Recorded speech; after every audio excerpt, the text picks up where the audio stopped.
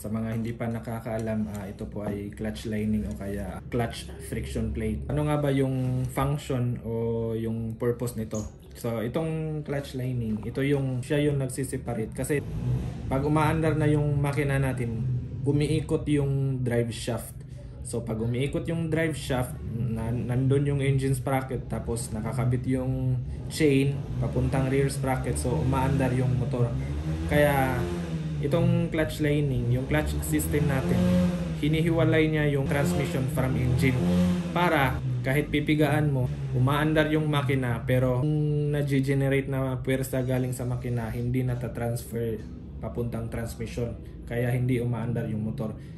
Kasama na dun sa function niya is pag nag-change gear tayo, hindi masisira yung mga gears sa loob kasi yung makina umiikot, umaandar yung makina, pero yung mga gears hindi, kasi nahihiwalay niya. So merong mga videos na mapapanood nyo yung talagang paano yung sistema, paano siya nagwo-work, pero yun yung function nito. So ngayon, bakit at kailan natin siya papalitan? Bakit kailangan natin siyang palitan? So siguro sa mga medyo meron ng mga medyo may kalumaan na motor, siguro na nanonotice nyo to na halimbawa naka-primera kayo tapos arangkada, pagpalo mo ng segunda o kaya second gear or third gear, yung ibang motor is lumalakas yung andar pero walang persa, kumbaga kulang sa hatak. Yung iba naman kumakajut-kajut pa. So ito yung posibleng dahilan. Sinabi kong posible kasi maaari ding merong ibang dahilan, hindi lang tong clutch lining. So yan, pag napansin nyo na kulang sa hatak, may problema na kayo dun sa clutch system. So mamaya i-ano natin kung paano natin ma-pinpoint kung saan yung problema. So bakit kailangan nating palitan yung or ayusin yung clutch system, palitan yung clutch lining or yung ibang pyesa? Kasi halimbawa sa mga nagda-drive, lalo na pag long distance na drive, minsan kailangan mong mag-overtake. So kailangan mo ng puwersa, mag-change gear ka, low gear, tapos pipigaan mo, yun, biglang nag-slide, kulang sa hatak, walang puwersa, kaya minsan mabibitin ka. Kaya dapat iwasan natin yung slide, yung tinatawag na slide, kasi delikado. Kailangan mo ng puwersa, agarang puwersa, tapos hindi niya maibigay kasi nga nag-slide. Yung andar na yung lalakas pero kulang sa hatak, walang puwersa. Pag na-notice na natin na meron ng problema, pwede na tayong, kung meron kayong mga suki na shop, pwede nyo nang dalhin doon, itanong doon. Syempre kasi kailangan mong mag-prepare ng gastos yan. So yung clutch lining depende sa motor, kung anong klaseng motor, depende yung presyo. Pero ito halimbawa sa XRM, yung set nito ng genuine is nasa 400 plus yung isang set, 4 na piraso. So pag nagpapalit ka ng clutch lining, kung halimbawa ang clutch lining talaga yung sira, 400 plus, tapos magpapalit ka rin ng oil. So dapat yun, it's a must na pag nagpalit ka ng clutch lining, kasi nga slide, dapat magpalit ka rin ng oil. Depende kung ano yung nakasanayan mo na oil, pero kailangan mo magpalit ng oil kasi yung mga, kumbaga yung mga small particles na galing dito, kasi nagkikiskisan kasi to, kaya merong mga small particles na humahalo dun sa oil natin. Kaya kung mapapansin nyo, pag slide na yung lining nyo, pag sunog, yung oil nyo maitim kasi yung particles galing dito, yun, humahalo sa oil. Kaya kailangan nating palitan kasi nag-scratch yan sa loob, nasisira yung gears o yung cylinders natin. So hindi siya maganda, kaya dapat talaga pag nagpalit ng lining, palitan din yung oil. So magbabudget ka dito para sa clutch lining, maglalaan ka rin ng budget para sa oil. Tapos gaskets, kasi pagka baklas ng cover, kadalasan napupunit din yung gasket. Papalitan natin para pagkabalik mo, pagkatakip, maiwasan natin yung leak, yung mga leakings. Gasket maker, kasama na din yung labor, so kailangan natin siyang paghandaan. Yan yung mga kailanganin natin. Isa pang tip na mabibigay ko sa inyo, pag halimbawang meron na kayong napapansin na diferensya sa clutch system, tapos kailangan nyo ng palitan, mas maganda kung halimbawang ipapagawa nyo siya sa mga shop, mas magandang doon nyo ipagawa, so doon sa bibilhan nyo rin ng pyesa, yung parts, yung meron ng parts, para kung sakaling kailangan mo ng parts, nandun na sa kanila. Tapos kasi ang disadvantage kasi pag bibili ka muna ng parts tapos dadalhin mo dun sa shop, kung sakaling hindi pala ito yung problema, kailangan mo na namang babalik dun sa tindahan tapos isasauli mo. Mas maganda dun kayo magpagawa dun sa shop, na dun na rin kayo mismo bibili kung ano yung kailanganin. Kasi hindi natin kasi masasabi na talagang clutch lining, kasi meron ding yung iba, ito yung clutch boss tsaka clutch pressure. So meron din kasing iba na ito yung kailangang palitan, ito yung kailangang palitan, meron ding ito, or kaya ito, yung clutch outer nya, clutch bell. So ito, pyesa to lahat dun sa clutch system natin. So mas maganda dun pag binaklas na dun sa shop, na mismo dun din kayo bibili, para matingnan.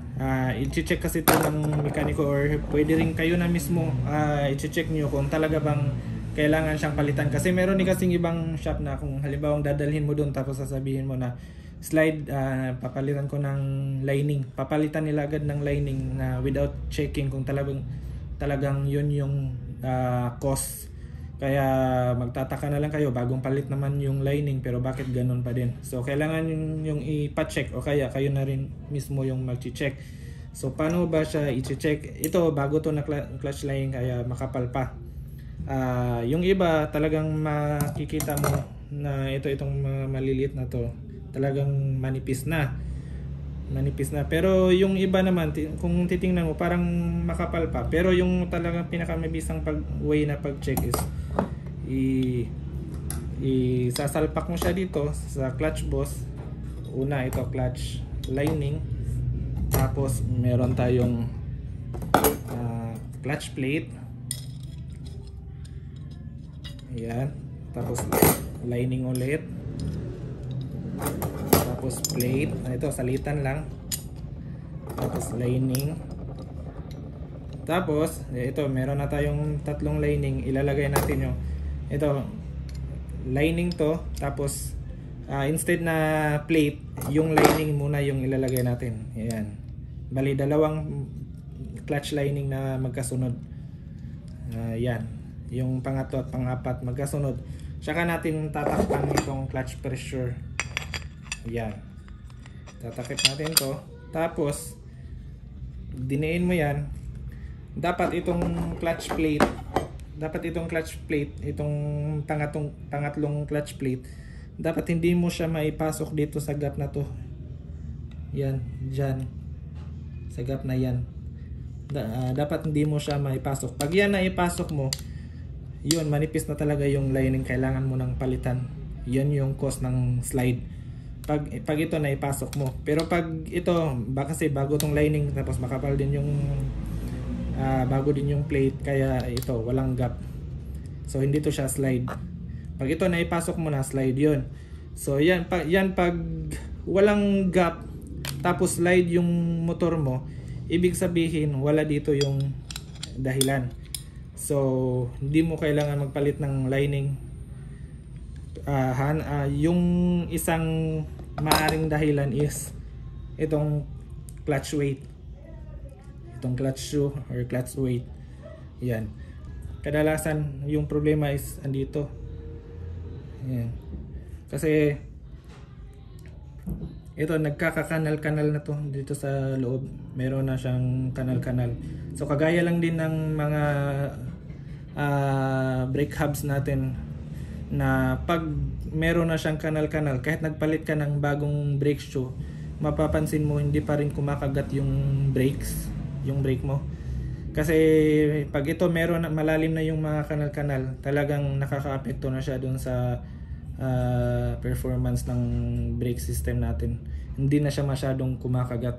Kaya pag ito malalim na, kailangan mo na itong palitan yung clutch bell, yung clutch outer.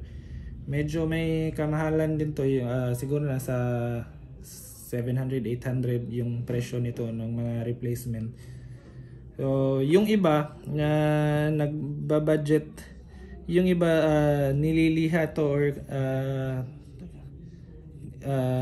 nililiha nila para ma-plain ng konti. Yung iba nagwo-work naman pero pang ano lang yun, yung remedy lang, yung short term na remedy lang. Kasi talagang nabawasan na rin yun sa pagliliha mo kaya hindi na rin siya ganun kakapit, hindi na rin siya magtatagal. So talagang destined na talaga siya na palitan. So yung pag ito hindi pa naman masyadong malalim, so ito siguro yung kailangan mo munang pwedeng ito muna yung papalitan mo pag hindi pa masyadong malalim yung kanal-kanal. So ito mas mura to, nasa 400-450 lang yung presyo, mas makakamura ka. Paano natin mapadelay yung pagkasira nito or paano natin mapadelay yung time na kailangan na siyang palitan? First is regular na change oil. For me, kung siguro nasabi ko na to sa ibang video, kung pagpipiliin ako ng halimbawa meron ka lang budget tapos kailangan mong pagkasyahin yung budget mo, kung papipiliin ako ng medyo may kamahalan na oil versus ordinary or mineral oil na mas mura, tapos yung in exchange for time interval ng change oil, mas pipiliin ko yung mas murang oil na mas madalas kesa dun sa mamahalin na oil pero matagal yung span, yung interval ng change oil. Hindi naman sa pag-discount ng paggamit ng mga quality oils, pero yung kagandahan pag shorter yung interval, kasi yung dumi na naiipon, kasi ito nakikiskisan, merong mga particles talaga na na-accumulate. Pag shorter yung interval ng change oil mo, nailalabas ka agad yung mga dumi na naiipon doon sa loob.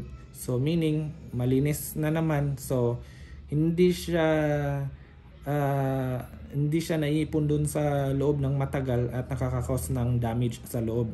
Kesa doon sa mamahalin nga na oil, tapos yung dumi is nandun araw-araw nakikiskisan, mas mapadali siyang yung pagkasira ng mga gears, yung mga piyesa doon sa loob, kasi matatalim yun tapos yung clearance is 0-0 yung clearance sa loob, tapos nagkikiskisan. Kaya kung mapapansin nyo, may itim na usok lumalabas sa tambucho or grayish, so mausok na siya. So hindi siya para sa akin, kung halimbawang budget constrained, mas magandang medyo mas mura na oil in a shorter interval kesa doon sa mamahalin na oil tapos mahabang interval. So paano natin mas mapadelay yung pagpapalit natin nito? So siguro pangalawa is ay compare mo yung city driving tsaka yung sa probinsya. So sa city driving, madalas kang gumagamit ng clutch kasi ma-traffic, so mas mapadali talaga yung pagpapalit nito kaysa doon sa probinsya na hindi naman masyadong nagka-clutch, tuloy-tuloy lang yung andar, walang traffic. So mas yung gamit din, yung gamit tsaka yung gumagamit yung isa sa mga factors ng pagpapalit. Pero ganoon pa man, yung siguro yung pinakamalaking factor na lang talaga is kasi hindi naman natin maiwasan kung saan mo talaga ginagamit yung motor, ma-traffic, wala tayong choice. So doon na lang tayo sa regular na change oil. Siguro yun yung pinakamabisang paraan kung paano natin to mas mapadelay yung pagpapalit nito. So yan lang po. Sana may natutunan kayo sa video ko. Thank you for watching.